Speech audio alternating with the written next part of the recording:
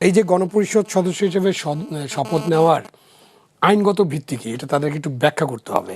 কারণ আমাদের দেশের সংবিধান তো গণপরিষদ সদস্য হওয়ার কোনো শপথ তৈরি করে নেই।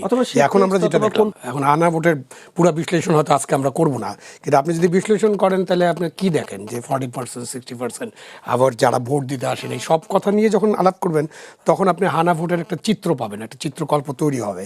তো ওইটার ভিত্তিতে আপনি হঠাৎ করে এখন গণপরিষদ সদস্য হিসেবেও শপথ নেবেন, তো সেটা যেহেতু বিএনপি নেয়নি, আমার মনে হয় বিএনপি রাইট কাজ করেছে রাইট মোমেন্টে এখন পর্যন্ত।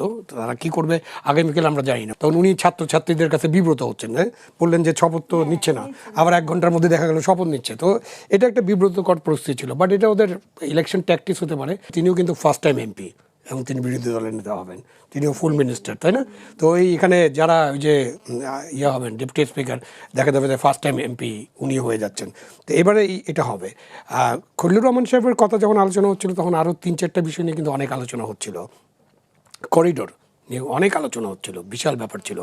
আপনার রোহিঙ্গা ইস্যু, এটা একটা অনেক বড় ইস্যু ছিল, এবং এই ঈদে তো রোহিঙ্গাদের তাদের ইয়াতে যে বাড়িতে যে নামাজ পড়ার কথা, যেটা প্রধান উপদেষ্টা বলেছিলেন,